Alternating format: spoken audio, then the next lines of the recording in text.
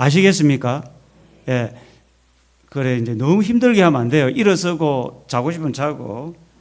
자, 요한계시록이 저에게 어떤 책인가 보면 뭡니까 이거? 뭡니까? 생선 뼈입니다. 뼈가 많은 생선을 먹으려면 어떻게 해야 돼요? 쉬워요? 어려워요? 에? 어렵다는 겁니다. 어려워. 시간이 걸리고 먹기가 힘들다는 거죠. 쉽게 먹을 수 있는 책이 아니라는 겁니다. 그래서 시간이 걸리고 손이 많이 가는 책이 요한계시록입니다. 그게 뭐냐면 요한계시록에는 뭐가 있으니까요? 상징이 있기 때문입니다. 상징. 자, 이게 뭐냐면 우리가 이제 카톡을 보면 10대, 20대 아이들은 카톡에 이모티콘을 막 사용합니다. 우리 60대, 70대는 이모티콘이 무슨 말인지는 압니까? 모르죠. 그러니까. 그러니까 이미지거든, 이미지. 이 이미지를 20, 30대 애들은 너무 쉽게 쓰는데 7, 80대 되면 이미지를 몰라요. 그러니까 1세기에 사용한 사람들이 사용한 이미지, 그 상징을 현대 우리가 읽을 때, 볼 때 그 의미를 제대로 우리가 이해하기가 어렵다는 겁니다. 그래서 굉장한 시간의 개입, 2000년이라는 개입이 있기 때문에 이 개입을 어떤 면에서 해소하려고 하면 꼭 우리에게 필요한 게 뭡니까? 한 단어입니다. 성령 하나님이 필요하다고요. 이해가 됩니까? 그러니까 2000년에 개입이 있잖아요. 지금 1세기와 지금 2024년, 2025년 이 개입 사이에 1세기에 사용한 사람들의 언어와 상징과 우리 지금 현 시대에 사용하는 언어와 상징은 나라가 달라도 엄청 차이가 나는데 2000년의 개입을 우리가 이게 이제 해소한다는 겁니까? 연결하려면 우리에게 꼭 필요한 게 뭐라고요? 성령 하나님. 그래서 요한계시록은 지식적으로 이해하려면 한계가 있습니다. 그 하나님의, 요한도 마찬가지입니다. 하나님이 본 환상을 자기 글로 표현한 건데, 그러니까 이 하나님이 보여준 어떤 이미지, 환상을 글로 표현한다는 게 완벽하게 표현할 수 있어요, 없어요? 그런 사람이 세상에 어디 있습니까? 없어요. 그러니까 이 이미지를 글로 표현했는데 그 글을 우리가 읽은 거예요. 그러면 더 어렵다는 거죠. 그래서 생선 가시와 같다. 자, 그래서 성경은 어떻게 기록됐는가요? 이제 우리 오늘은 책을 안 합니다. 오늘은 책을. 오늘 요한계시록 서론만 하는 겁니다. 서론이 굉장히 중요하기 때문에 이 책은 서론을 안 다루기 때문에 성경은 자, 기계적 영감설이 있고 영감이 있고 이제 유기적 영감이 있습니다. 제가 이걸 왜 이야기하냐면 이제 요한계시록을 이해하는데 굉장히 큰 도움이 되기 때문입니다.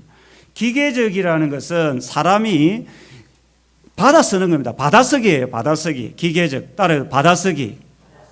자, 성경은 받아쓰기로 했을까요? 이 유기적이라는 것은 이 요한이 지금까지 경험하고 배우고 습득한 지식을 토대로 자기의 감정을 토대로 기록했을까요? 1번, 2번. 어떻게 알았어요? 와, 똑똑합니다. 이야, 어떻게 알았지? 와, 똑똑합니다. 그래서 기계적 영감설이 아니라는 겁니다.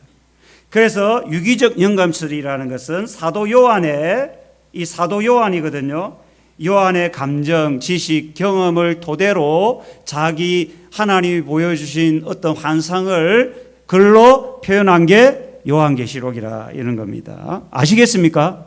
자, 요한계시록 서론을 우리가 이게 이제 책에도 다 나와 있는 거예요. 요한계시록 책에 요약을 하는 겁니다. 지금 저자는 사도 요한이고 기록 장소는 반모섬입니다. 반모섬. 나중에 이제 반모섬이 어딘가를 우리가 또 이제 지도로 볼 건데 유배된 장소입니다.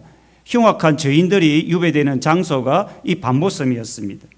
그리고 요한계시록을 써서 이제 요한계시록을 보도록 보낸 그 수신자죠. 편지를 받는 수신자가 누구냐면 소아시아 7개 오늘 놀러 가가지고 요 진짜 세아가 지금 요 하나 요 맞았어요. 자, 미안합니다. 우리 세아 진짜 착한 세아. 자, 소아시아 7개 교회입니다. 바울이 우리 에베소 19장에 보면 3년 사역을 하는 장면이 있죠. 이때 세워진 교회에 보내는 겁니다. 7개 교회. 그 7개 교회가 이제 요한계시록에 등장하죠. 자, 기록 목적. 예수님, 이 요한계시록 기록 목적입니다. 자, 이게 뭐냐면 예수님을 통한 세상의 심판과 성도의 구원과 교회의 승리를 보여주기 위함입니다. 그건 제 나름대로 기록한 거예요, 이거는. 그러니까 요한계시록 전체가 뭐냐면 결국 예수님을 통해서 세상을 심판하고 그 세상은 심판하고 성도는 구원하고 교회는 승리한다. 이겁니다. 결국은 세상은 심판하고 성도는 구원하고 교회는 승리한다. 이겁니다. 그리고 그러니까 이걸 통해서 결국은 고난 중에 있는 예수님을 향한 순수한 믿음을 지키도록 격려하는. 그러니까 결국은 교회가 승리하니까 너희들 이 고난 가운데서도 믿음 잃지 말도록 끝까지 격려하기 위해 기록한 성경이 뭐라고요? 요한계시록입니다. 그러니까 성경은 여러분 하나님의 마음으로 읽어야 돼요. 왜 성경을 기록하겠어요? 믿음 생활 잘하라고요. 간단하게 이야기하면 그런 겁니다. 그래서 좀 더 이야기하면 잠자는 성도들이 있겠죠. 잠자는 성도들을 깨우는 겁니다. 뭐 나중에 인, 나팔, 대접재앙 이런 재앙을 통해서 잠자는 성도들을 깨워서 그들 또한 회개하고 끝까지 마도록 믿음으로 살도록 하나님의 본심은 이 사람들이 믿음으로 살아서 결국 구원을 얻기 위함. 하나님이 성경을 기록하는 목적은 그겁니다. 잠자는 성도, 오늘날도 잠자는 성도들이 있겠죠. 믿음을 떠난 성도들이 있겠죠. 이런 성도들이 요한계시록을 듣고 회개하고 다시 주께로 돌아와서 구원을 얻도록. 그래서 어떤 사람, 요한계시록에 기록된 복 있는 사람을 분명히 이야기하는데 말씀을 읽는 자, 듣는 자, 지키는 자가 복이 있다는 겁니다. 당연하죠. 이걸 이야기하는 겁니다. 요한계시록은. 자, 계시록에 이제 기록 시기도 두 가지로 나옵니다. 네로 황제 때, 이거는 이제 요게 이제 예루살렘, 이스라엘의 예루살렘 성이 무너진 데가 AD 70년인데 70년 전이냐, 예루살렘 성이 무너지기 전이냐, 후냐, 그 이야기입니다. 보통 우리는 도미티안 황제 때로 이야기합니다. 그 이유를 제가 세 가지로 이렇게 이야기합니다. 이게 이제 보수주의 입장에서 하는데, 물론 네로 황제 때라고 이야기도 합니다. 그런데 대부분 도미티안 황제, 이 로마의 황제 중에 도미티안 황제가 있고 네로 황제가 있어요. 아시겠죠? 그런데 이게 이제 부분을 합니다. 내가 하나님이 아시지 저는 모릅니다. 아시겠죠? 그런데 일반 저자들이 이제 AD 90년대로 이야기를 하기 때문에 저도 그 이유를 1세기 이제 이레니우스나 이분이 1세기에 어떤 면에서 아주 그 믿음에 신실한 사람인데 그 사람의 증언이 있었고, 이게 유세비우스라는 사람, 우리가 이야기하는 뭐 아우구스티누스나 이런 아주 성자라고 불리던 사람이 지지하는 견해가 있어요. 그리고 우리가 7개의 교회 중에 라오디게아 교회가 등장합니다. 거기에 부유함으로 등장하죠. 그런데 주 60년대에 라오디게아에 심한 지진이 발생해서 도시가 황폐화됩니다. 그러니까 70년 이전이라고 보기는 어렵다, 이런 이야기를 합니다. 그리고 소아시아의 황제 숭배가 극심했는데 그때가 언제냐면 네로보다 도미티안 황제 때 우상 숭배, 황제 숭배가 절정에 달했다라고 이야기를 하기 때문에 우리가 AD 90년대라고 요한계시록 기록 시점. 근데 이게 뭐 중요한 건 아니지만 이게 요한계시록 읽는데 배경을 이제 이야기해 주기 때문에 전체를 이해하는 데 도움이 된다라는 겁니다. 자, 이 정도고. 자, 계시를 받은 날, 이제 요한이 언제 계시를 받았느냐? 1장 10절에 보면 주의 날, 주일이라고 이야기합니다. 주일날 받았다. 계시를 받는 방법은 뭡니까?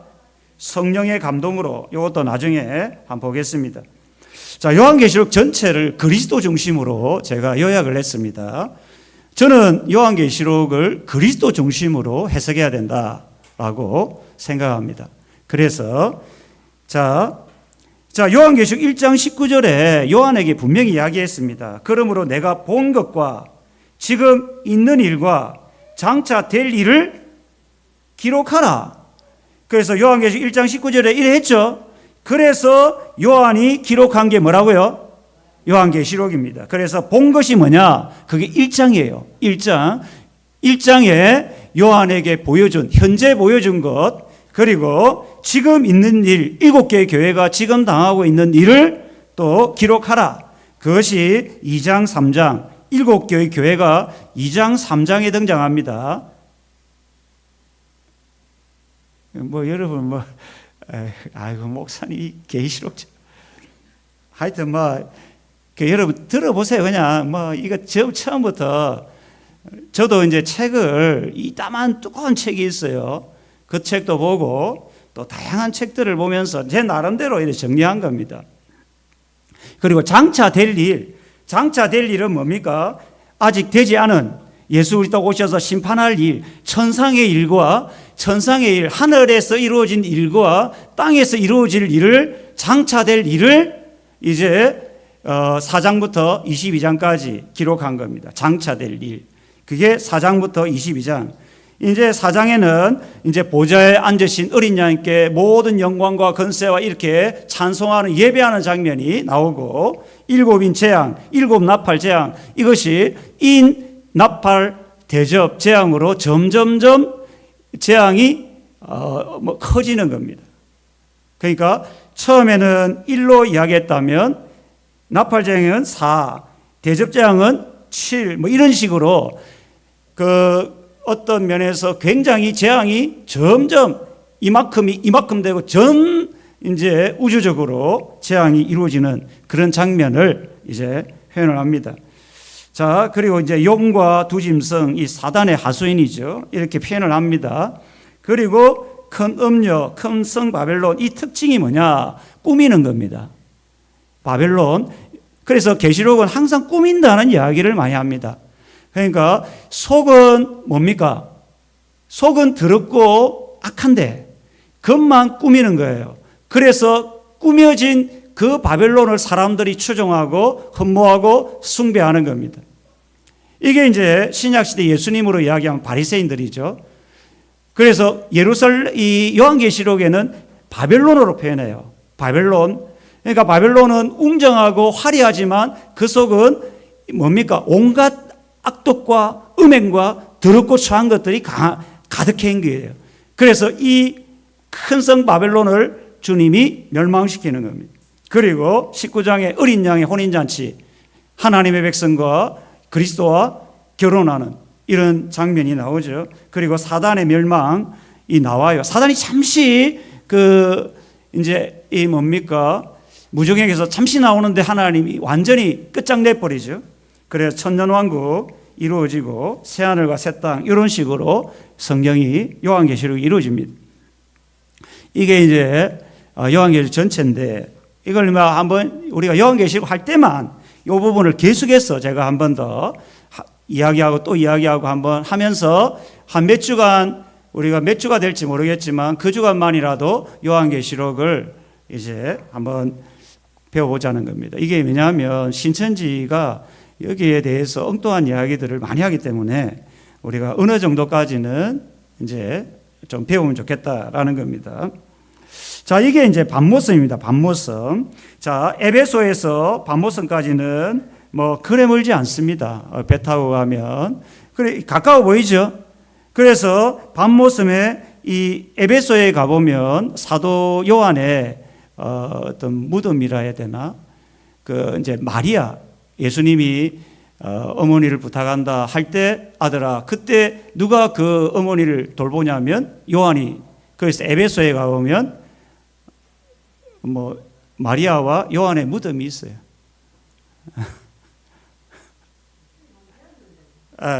그렇죠. 그 여기서 반모섬에서 유보에 가가지고 여기서 이제 계시를 보고 에베소에 있는 이 터키 지역에 있는 소아시아 지역에 있는 교회에 보냅니다. 그래서 요한계시록은 회람서신이라고 합니다. 회람서신. 이게 이제 오른쪽은 지금의 반모섬입니다. 워낙 관광을 많이 가니까 이 관광지가 돼 버렸어요. 예전에는 이렇게 안 됐다. 돌섬이에요, 돌섬. 돌밖에 없다고요. 예전에는. 그런데 이제 요한이 여기서 계시록을 기록함으로 이 이제 관광지가 돼 버렸다고요. 엄청 많은 사람들이 이제 갔습니다. 저는 안 가봤어요. 이제 사진을 가져온 겁니다. 자, 그래서 우리 사도 요한이 기도했던 동굴입니다. 여기 이렇게 이제 관광지니까 이렇게 만들었어요. 여기 거의 이제 1세기 이제 요한이 기도했던 그것을 재현을 하려고 하는 겁니다. 여기에 이 안에서 지금 이런 게 없었겠죠. 그때는 그래 갖다 놓고 그냥 하나님 기도하는 가운데 자 여기서 보면 우리가 이제 모세도 그렇고 세례 요한도 그렇고 이 사도 요한도 어디서 그 사도 바울도 그렇고 어디서 계시를 잘 받습니까? 광야에서 받습니다. 광야.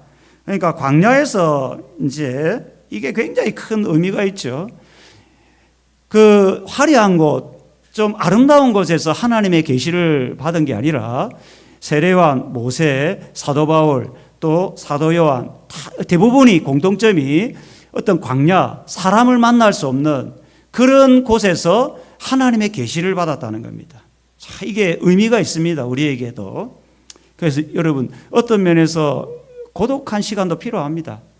홀로 1대1로 주님을 만나 주님의 그 세미한 음성을 듣는 게 필요하다는 거죠. 자, 이제 1장 1절 이제 계시에 대한 의미를 제가 요 이미지로 제가 한 건 아니고 제가 이 책을 보다가 참 이게 계시를 설명하는데 참 도움이 되겠다 싶어서 자, 이게 하나님이고 이 하나님의 영역이에요. 하나님의 영역. 신의 영역이고 이거는 인간의 영역이에요. 인간의 영역. 인간이 하나님의 영역을 볼 수 없어요. 이게 막혀 있다고요. 막혀 있었어. 그러니까 인간의 노력으로, 지식으로, 경험으로 하나님의 영역을 갈 수가 없어요. 그런데 이 막혀 있는 담을 누군가가 흘어줘야 돼요. 그래야 이 담이 무너져야 인간이 누구를 볼 수 있어요? 하나님을 볼 수 있고 하나님을 만날 수가 있는 겁니다. 그래서 이게 이제 우리가 이야기하면 휘장이라고도 표현이 될 수 있죠. 휘장에 가로막혀 있는 거예요, 하나님이. 그런데 예수님의 십자가로 휘장이 찢어져 버렸어요. 그래서 예수님의 십자가로 휘장이 찢어지고 우리는 죄인이 누구에게로 갈 수 있었어요? 하나님께로 가게 됐다는 거예요. 하나님께로 가게 됐어요. 십자가의 은혜로 화목하게 됐다고요. 예수님이 십자가를 지시고 하나님과 화목하게 됐는데 화목된 그 관계 속에서 예수님이 죽으시고 부활하여 성찬하셔서 우리에게 뭘 보내주셨어요? 성령을 보내주셔서 우리가 다시 성령을 받은 우리가 하나님의 영역을 보게 됐다는 겁니다. 그러니까 하나님이 성령으로 우리의 막힌 눈을 열어주는 게 계시입니다. 그래서 덮은 것을 벗기다. 누가 벗기는 겁니까? 하나님이 벗겨주는 거죠. 감추어져 있는 것을 드러나게 하다. 자, 여기서 감추어져 있다는 것을 우리가 뭐라 하는 겁니까? 비밀이라고 합니다. 그래서 성경에서는 이 비밀이라는 단어가 굉장히 많이 나옵니다. 우리 고린도전서, 에베소서, 골로새서, 여러분 요한계시록 이 비밀이라는 게 뭐냐면 감춰져 있다는 겁니다. 그런데 이 비밀을 이 뭡니까? 벽 밖에 있는 이 비밀스러운 것을 인간으로는 볼 수가 없는 거예요. 그래서 골로새 1장 16절에 이 비밀이 언제부터 1장 26절 요 보면 창세전부터 감춰져 있었다는 겁니다. 뭐가? 비밀의 핵심이 뭡니까? 예수 그리스도라는 겁니다. 감춰져 있다는 겁니다. 감춰져 있었다는 거예요. 그런데 이것을 골로새 1장 26절에 보면 이제는 그의 성도들에게 나타내심이라 그렇게 이야기하는 겁니다. 때가 되었을 때 이 그리스도가 감춰져 있었던 그것이 하나님의 때에 확 사람들에게 드러내 보였다는 겁니다. 누가? 하나님이. 자, 그래서 예수 그리스도의 계시란 뜻이 뭐냐면 하나님께서 창세전에 감춰져 있던 그 비밀, 누구의? 예수님에 대해서 그것을 활짝 펼쳐 보이는 게 뭐라고요? 예수님의 계시다. 그래서 요한계시록은 뭐냐? 예수 그리스도의 계시라 돼 있죠. 이게 요한계시록의 내용이라고요. 요한계시록의 내용은 뭐라고요? 예수 그리스도의 계시. 그러니까 예수 그리스도에 관한 계시. 그 예수 그리스도가 창세전부터 감춰져 있었는데, 예? 감춰져 있었는데 하나님이 때가 되어서 이게 이제 컵 속에 예수님이 딱 감춰져 있었어요. 아무도 볼 수가 없어요, 이 안에는. 그런데 하나님이 때가 되어서 이 뚜껑을 확 펴서 이거를 요한계시록 두루마기를 펼쳤다 해요. 아무도 두루마기를 펼 사람이 없었는데 하나님이 딱 펴가지고 이걸 보여준 거예요. 이게 계시라고요. 하나님이 보이지 않으시면 어느 누구도 이 두루마기를 볼 자가 없는 겁니다.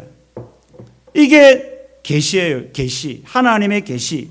그래서 요한계시록은 뭐냐면 예수 비밀스럽게 감춰져 있었던 그 그리스도가 요한을 통해서 확 보여줬다는 겁니다. 자, 그래서 우리 1장 1절 우리가 이제 조금 요 서론이라 이게 굉장히 중요한 부분이라 좀 더 깊이 해보겠습니다.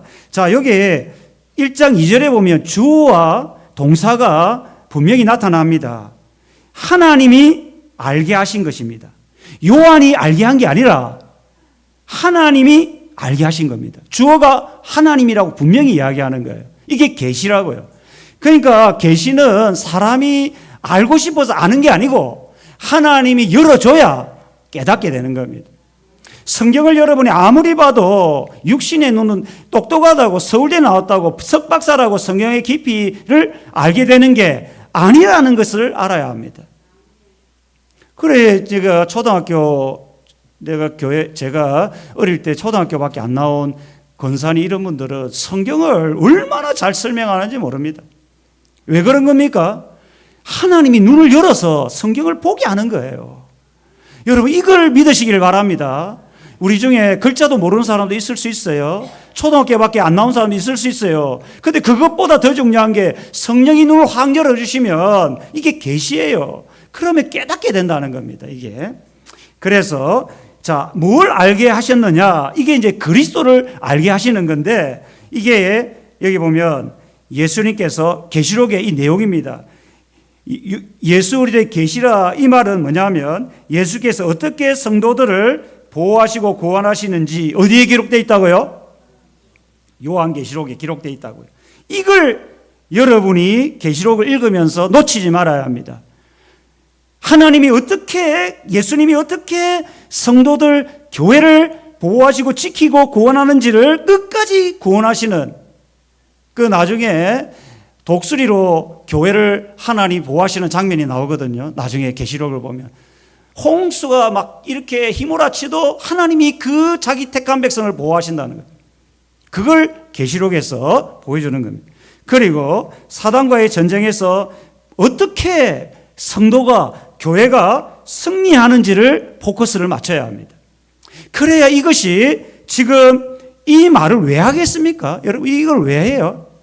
왜 교회가 승리하고 사단과의 전쟁에서 승리하고 상처 세상에서 그리스도가 오셔서 다스린다 왜 이야기하겠습니까? 지금 성도들이 뭐하고 있으니까?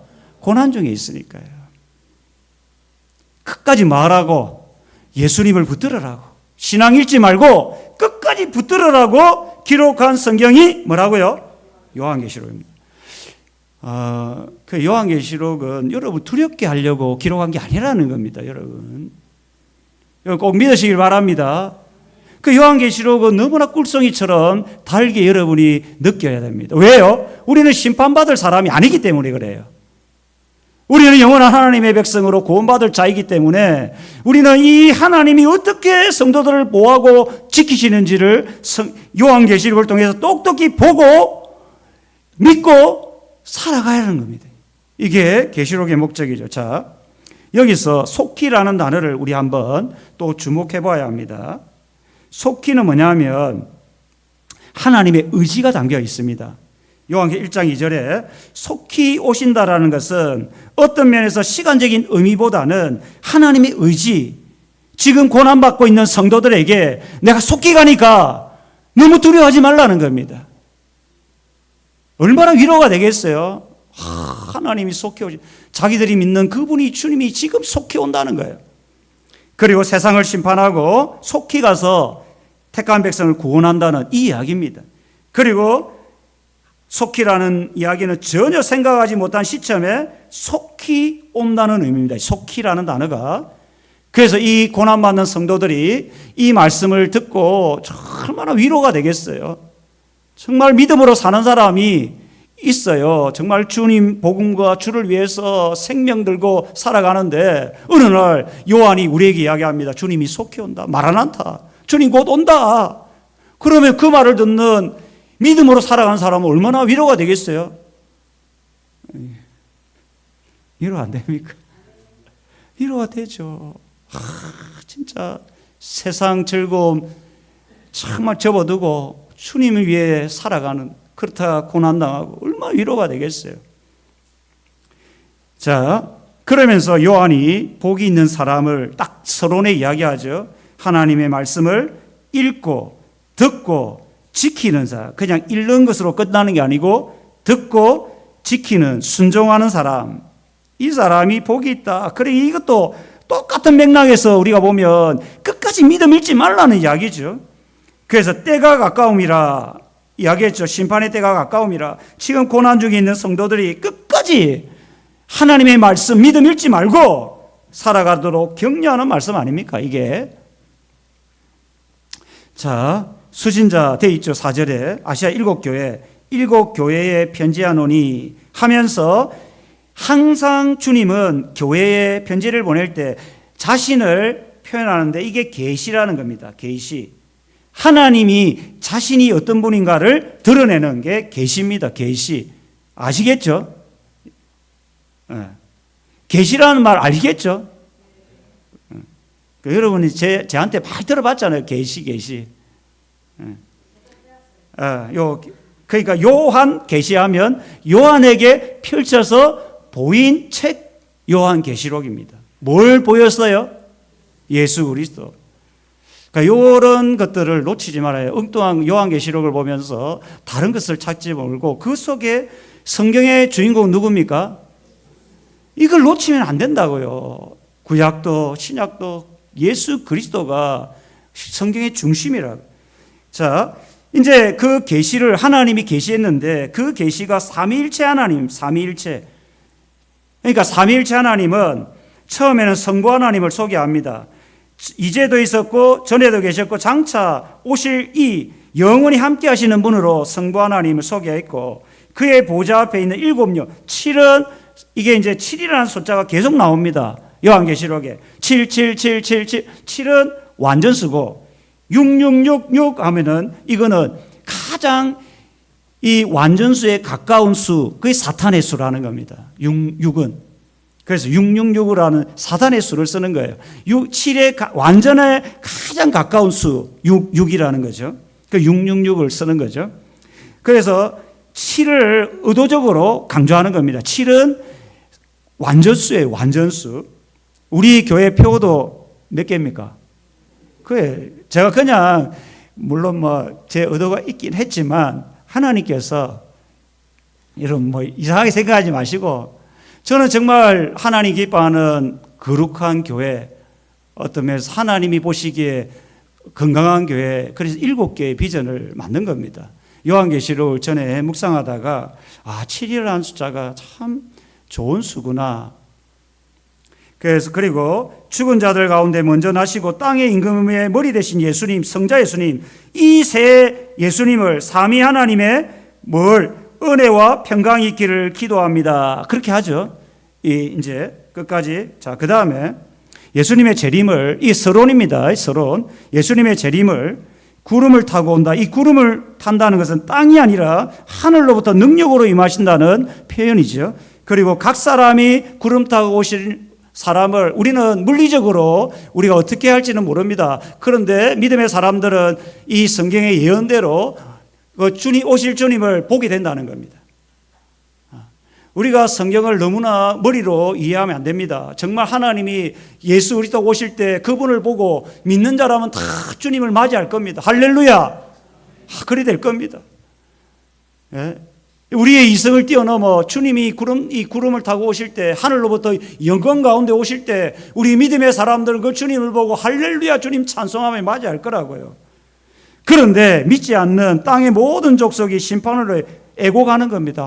내가 그때 믿을 걸, 슬피 울며 이를 갈미 있다는 겁니다. 그때가 되면. 그리고 계속해서 하나님은 자기 계시를 합니다. 계속해서 자신이 계시합니다. 나는 알파야 오메가. 알파는 시작이고 이 오메가는 끝인데, 역사의 시작과 끝이 하나님, 삼위 하나님이라는 겁니다. 이게 뭐냐면 세상 역사의 주관자다. 이 왜 이야기합니까? 지금 세상 역사의 주관이 누구라고 생각합니까? 로마 황제라고 생각하는데 그렇지 않다는 겁니다. 그러면서 이제도 있고 전에도 있었고 장차 올 자요 전능한 자라. 그러니까 이 주님, 세상 역사의 주관자이신 주님을 끝까지 바라보라, 의지하라 이야기하죠. 자, 그 다음에 이제 요한계시록이 계시한 날, 주의 날, 성령의 감동으로, 이 감동이라는 단어가 좀 어려운데 우리가 이제 다른 한글 성경에는 사로잡힌다는 겁니다. 그러니까 성령에 성령 충만이라는 것은 뭐냐면 성령에 확 사로잡히는 거예요. 인간의 생각이 아니라 성령에 확 사로잡혀 가지고 이 요한계시록을 기록하는 거예요. 그런데 이제 지금은 구약이나 신약이나 원본이 없습니다. 요즘에 아마 요한이 이걸 봤으면 막 인쇄술이 발달해 가지고 남아 있겠죠. 그 당시에는 이런 게 안 돼요. 1세기 당시에. 그래서 대체적으로 양피지, 양의 가죽이나 파피루스 알죠? 식물에 보면 파피루스 식물이 있거든요. 그걸로 기록하지 않았나. 원본이 없으니까 우리가 알 수가 없습니다. 그래서 이건 사본이에요. 사본. 옆에 있는 거는 다 사본이에요. 그 사본, 이게 이제 이런 걸로 기록했다는 거예요. 사본조차도 훼손된 게 많습니다. 어쨌든 이런 두루마리가 이런 거예요. 이런 거. 그래서 이제 여러분, 예수님이 이사야를 읽을 때 뭐를 가져오라는 겁니까? 이사야에 있는 두루마리를 가져오라는. 우리는 이렇게 다 돼 있죠. 성경책이 다 있죠. 그거는 두루마리로 돼 있기 때문에, 막 이렇게 돼 있기 때문에 이사야만 해도 이렇게 되는 거죠. 자, 수신자는 7개 교회.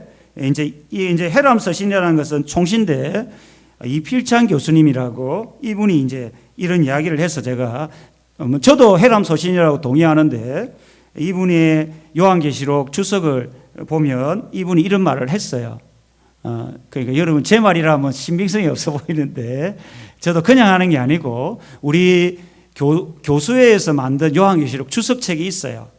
제가 이거 하는 거는 제가 우리 고신 신대원 요한계시록 주석책, 그 이필찬 교수님 주석책, 또 다만 내가 샀어요. 큰 주석책 이렇게 여러 개를 좀 보고 있어요. 그러니까 뭐 저도 좀 실수할 수 있지만 그래도 그렇게 한다라는 겁니다.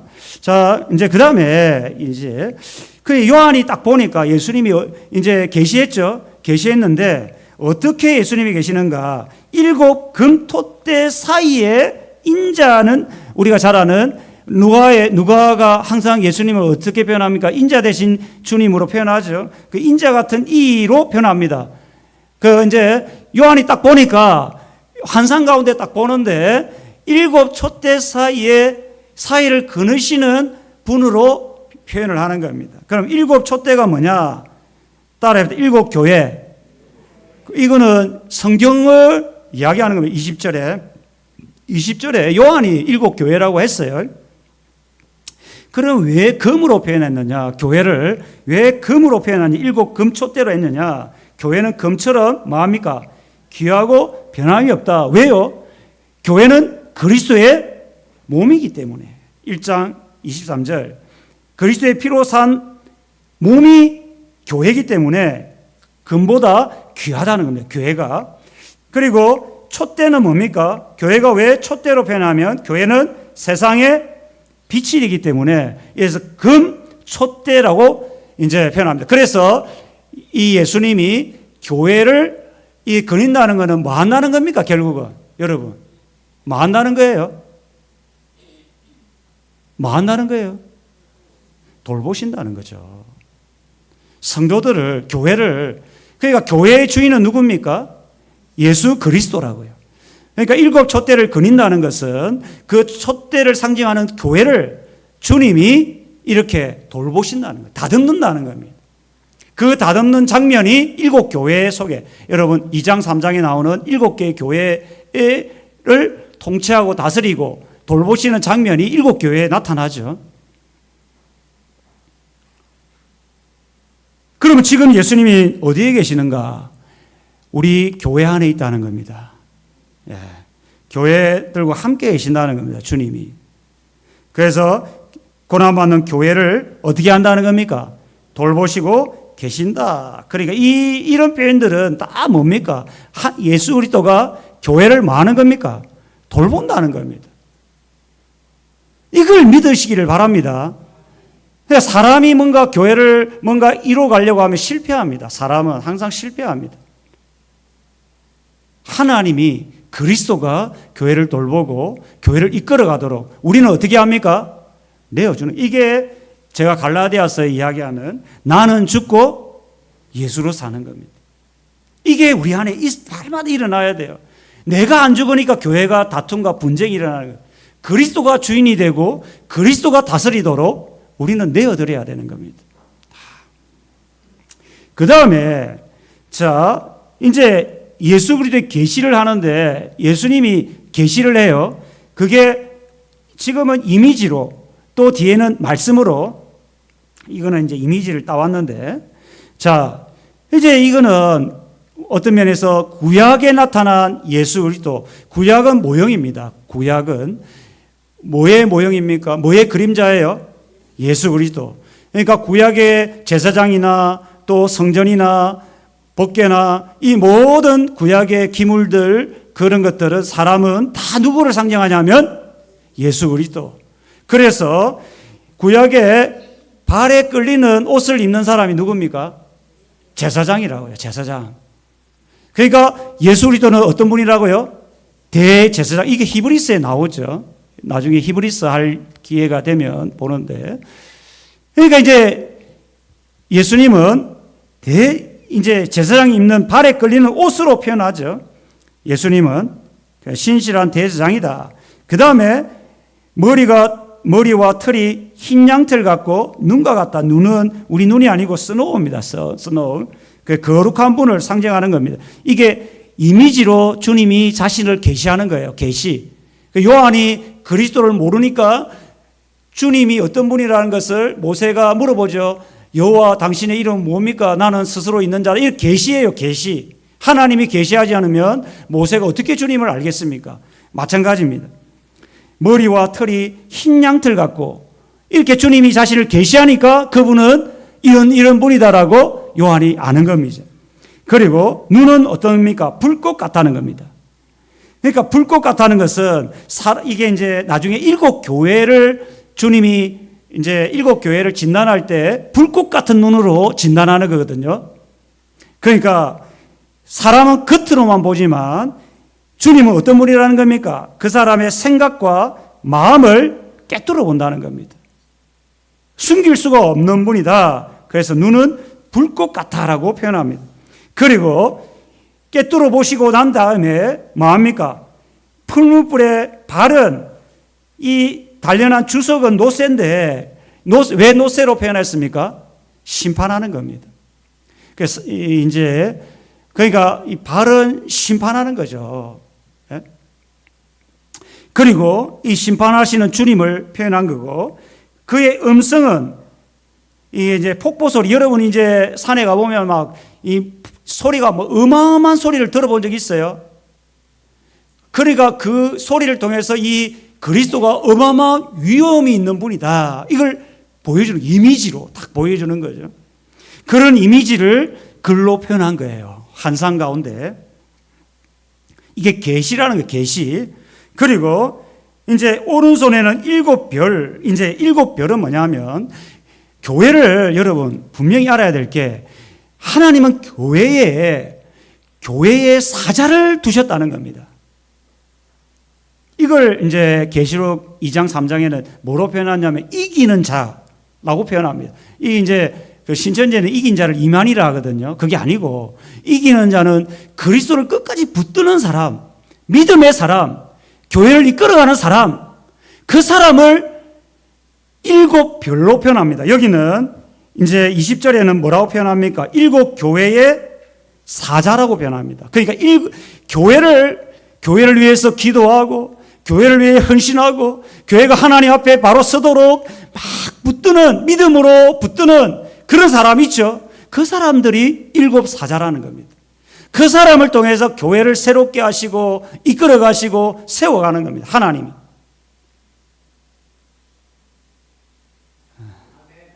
여러분이 그런 사람 되기를 바랍니다.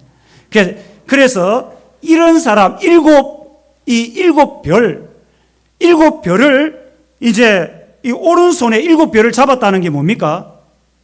이 사람들을 붙들고 교회를 세워간다는 겁니다. 여러분이 7별, 교회의 사자 되기를 바랍니다. 참 이게 좀 필요합니다. 진짜. 여러분, 예수님도 12제자를 택했죠. 택했는데 그 중에 특별히 베드로와 야고보, 요한을 하나님 특별히 붙들어요. 왜요? 그들을 통해서 예수님은 마음을 드시고 다음 사역을 그들을 통해 이끌어가는 거예요. 7별도 마찬가지입니다. 차별이 아니고 특별히 하나님이 그 사람 속에 마음을 둔 사람, 이거는 장로님도 아니고 목사님도 아니고 지도자가 아니고 그런 직분을 가진 사람으로 특정지어서는 안 되는 겁니다. 여러분,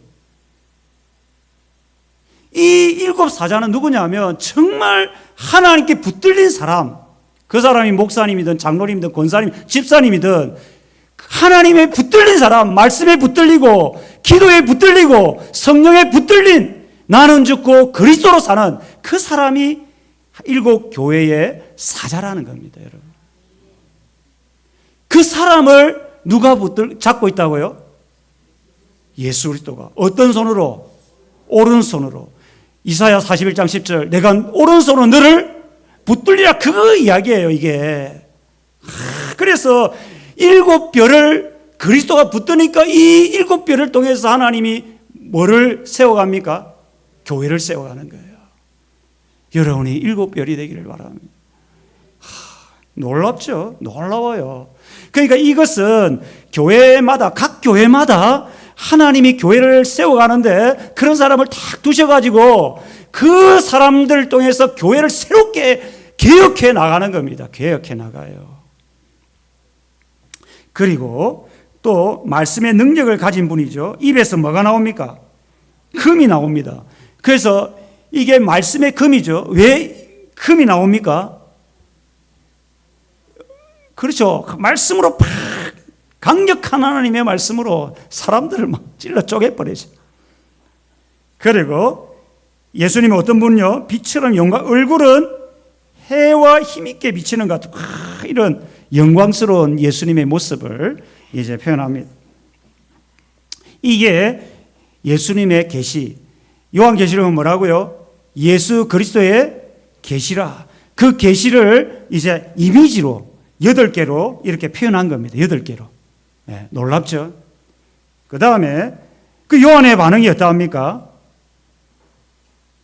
발 앞에 엎드려져 죽은 자 같더라. 그러니까 이 하나님의 계시를 보자마자, 이게 이제 여러분, 저도 이런 경험은 없지만 예전에 이제 기도를 막 압도되는 거 있죠. 성령이 압도되는 기도한 적이 있습니까?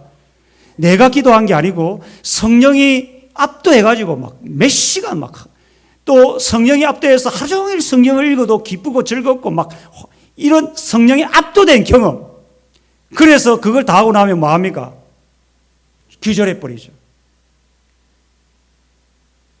지금 그런 겁니다. 이게 하나님이 자기를 막 압도하는 거죠. 너무 강력한 성령의 능력을 경험하고 나서 이제 엎드려져 죽은 자가 돼요. 이런 거죠, 이런 거. 그래서 빛이 오면 어둠이 사라지는 것처럼 하나님의 계시가 탁 오니까 어둠은 사라지고 그 죽은 자처럼 완전히 압도돼 버리는. 그때 예수님이 뭐라 합니까? 요한에게 이게 이제 오른손을 얻는 겁니다. 이게 참 하나님의 은혜죠. 너무 하나님이 요한을 사랑하는지 뭐 이랬겠죠. 사랑하는 요한아 이러면서 이걸 여러분이 묵상을 좀 해보세요. 우리가 이제 기도에 확 빠지고 말씀에 확 빠져가지고 밤새 성경을 읽고 아침에 눈을 떴는데 그 주님이 다 사랑한다. 이거거든요. 이게 지금. 네? 여러분 이런 은혜가 있기를 바랍니다. 우리 안에 이런 게 좀 있기를 바랍니다. 그래야 우리 영육이 치유가 일어납니다. 진짜. 그러니까 두려워 말라. 마치 바다 위로 걸어오신 예수님을 보고 두려워한 제자들에게 내니 두려워하지 말라. 그 예수님이 제자들에게 두려워하지 말라 했던 그 예수님이 요한이 이걸 딱 두려워하지 말라 했을 때 요한이 이 장면을 기록하지 않았겠습니까? 두려워하지 말라. 그 요한계시록 요한복음 20장에 보면 제자들이 다 문을 꽁꽁 잠고 두려워하는 그 제자들의 모습이 있죠. 그 너에게 뭐가 있을지어다 평강이 있을지어다. 그러니까 이거는 요한은 이제 예수님과 생활하면서 경험했던 그 많은 기억들이 이런 이 문구 하나하나에 자기의 경험을 담아 놓는 거예요. 여러분. 이게 문자적으로 기계적으로 여러분이 이해하기보다 요한복음 이 사복음서를 다 여러분이 묵상하고 하는 중에 이 말씀의 의미가 탁 다가오는 거죠. 자, 그 다음에는 이제 이미지로 계시했다면 지금은 또 말씀으로 계시하죠. 말씀으로. 나는 뭡니까? 처음이요 마지막이라. 이게 이제 이사야가 선포한 하나님의 칭호거든요. 이사야 44장 6절에. 그래서 이게 구원자를 뜻하는 하나님의 칭호입니다. 이게 나는 처음이요 마지막이. 이거는 이사야가 장차 오실 구원자를 이제 예언한 건데 그 이사야 말씀을 이제 예수님이 바로 그 구원자는 누구다? 예수 그리스도다. 그래서 나는 처음이요 마지막이다. 그 이사야가 예언한 그 메시아를 이제 자기가 인용해서 이야기하는 거죠. 유일한 구원자다. 그리고 예수님은 전에 죽었다가 살아나신 분이다. 그래서 부활이 예수님이 하나님이심을 확실하게 증거하는 거죠. 부활. 그 다음에 예수님은 사망과 음부의 권세를 가지신 분이다. 이렇게 계시를 합니다. 자, 그래서 예수님은 이 모든 것을 보여줬죠. 보여준 것을 말하는 겁니까? 기록하라. 자, 우리가 이제 여러분 출애굽기 이제 17장에 보면 이제 무슨 장면이 나오냐면 모세가 산 위에서 밑에는 아말렉 군대와 누가 싸웁니까? 여호수아가 전쟁 때 싸우죠. 그리고 모세는 뭐 합니까? 산 위에서 기도하죠. 기도하고 나서 이제 여호수아는 열심히 싸워서 누가 이깁니까? 여호수아 이기죠. 여호수아 이깁니다. 그때 승리한 이후에 하나님 뭐라 합니까? 후대 사람들이 이것을 기억하도록 기록하라고 합니다. 여러분도 설교를 듣다가 그냥 듣지 마시고 기록하는 게 중요합니다. 물론 다 기록할 필요는 없습니다. 왜냐하면 기록이 여러분의 자산이 될 수 있어요. 저는 저는 굉장히 부족하다고 생각합니다. 저는 너무 부족한 사람입니다. 그래서 어디를 가든지 메모를 딱 핸드폰에 항상 기록하는 습관이 있습니다. 세미나를 가거나 어떤 목사님의 설교를 듣거나 책을 보면 항상 기록합니다. 그런데 그 기록이 때가 돼서 어떤 날 그 기록을 보면 내 핸드폰에 20년 전에 핸드폰에 담은 기록도 있어요. 그때 그 기록을 보면 성경을 읽다가 그러면 지금 내가 현재 있는 이 내 자신에 큰 도움이 되고 위로가 될 때가 있어요. 인간은요, 오늘 여러분 들었던 이야기가 이제 밖에 나가면 다 잊어버리는 겁니다. 그래서 주님은 이제 모세 때도 그렇고 지금 뭡니까? 이 요한에게도 마찬가지입니다. 뭐 하라는 겁니까? 이것을 기록하라. 만약에 요한이 기록하지 않았다면 어떻게 되겠어요? 우리 후대 사람들은 모른다는 겁니다. 그래 이제 제가 70일 새벽 기도에도 여러분에게 물론 뭐 이거는 뭐 강요는 아니지만 70일 동안 뭐 하랬습니까? 기록하라 했죠. 그게 여러분 꼼꼼 내가 이제 여러분 70일 동안 기록한 분들을 보니까 정말 잘하셨더라고요. 정말 저도 읽으면서 감사 제목도 한번 봤어요. 정말 사소한 것도 감사하더라고요. 보니까 야, 제가 읽는 제가 감동이 되는데 제가 그걸 왜 기록하라 했어요? 후손들에게 넘겨주라고.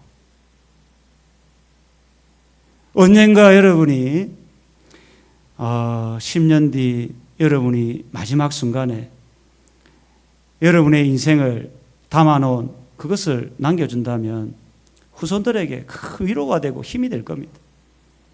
믿습니까?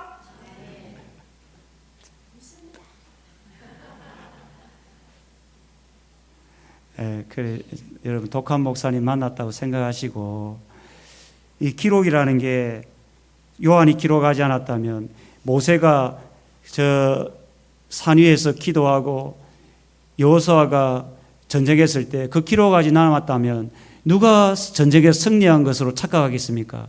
여호수아가 전쟁에서 자기가 잘해서 승리한 걸로 착각하는 겁니다. 요한도 마찬가지입니다. 기록하지 않았다면 요한이 훌륭한 사람인 것처럼 요한을 따르겠지만 요한이 기록했기 때문에 요한과 함께 하시는 그리스도를 우리가 붙드는 겁니다. 이게 중요하죠. 그래서 이제 뭡니까? 내가 본 것, 뭘 보았어요? 예수님에 대한 환상. 이게 1장이죠. 1장이죠.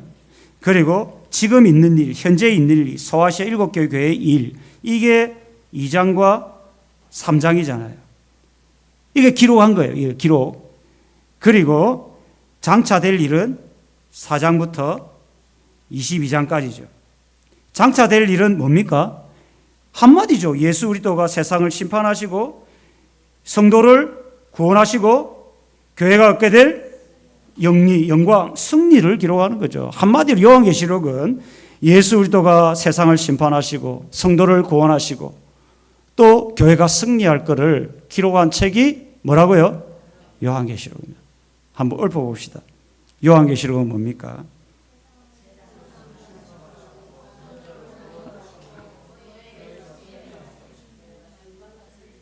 아니, 주어가 없잖아요, 주어가. 다시 해봅니다. 시작. 예수께서 심판하시고 구원하시고 승리케 하신다는 책입니다, 여러분. 이걸 듣는 사람들이, 고난받고 있는 성도들이 이 말을 들었을 때 얼마나 위로가 되었겠습니까? 자, 이제 요한계시록을 통해 받아야 될 교훈 4가지를 제가 한번 기록해 봤어요. 제 나름대로. 그래서 하나님께서 함께 하심을 믿고 끝까지 믿음의 경주를 하라는 겁니다. 끝까지 포기하지 말고. 그 다음에 뭡니까? 하나님께서 성도들, 교회를 반드시 승리케 하심을 믿으라는 겁니다. 반드시 교회는 승리케 한다. 그 다음에 세상 역사를 주관하는 분은 로마 황제가 아니라 여호와 하나님이심을 믿으라. 뭐 다르게 표현하면 예수 그리스도죠. 이 말이죠. 그 다음에 마지막은 뭡니까? 예수님께서 재림하셔서 세상을 심판하심을 굳게 믿고 살아가라. 이 말입니다. 그 요한계시록은 우리에게 뭔가 재앙을 통해서 겁주려고 우리에게 기록한 게 아닙니다. 물론 그런 부분도 없지 않아 있지만 실제적으로 요한계시록 독자가 누굽니까? 요한계시록의 수신자가 누구예요? 수신자가 누구예요? 소아시아 7개 교회잖아요. 교회라고요. 성도들이라고. 그럼 하나님이 교회에 이 요한계시록을 보낼 때 왜 보냈겠습니까? 믿음으로 살라는 거 아니겠어요? 지금 고난 가운데서도 믿음으로 살아가라는 겁니다. 하나님이 그리스도가 오른손에 7별 붙들고 있다는 겁니다. 7별이 그 교회 안에 모든 성도가 될 수도 있겠죠. 그렇죠. 그 성도를 붙들고 있다는 겁니다. 오른손이. 낙심하지 말라는 겁니다. 여러분이 요한계시록을 통해서 이 놀라운 은혜를 꼭 경험하기를 주의 이름으로 축원합니다. 아멘.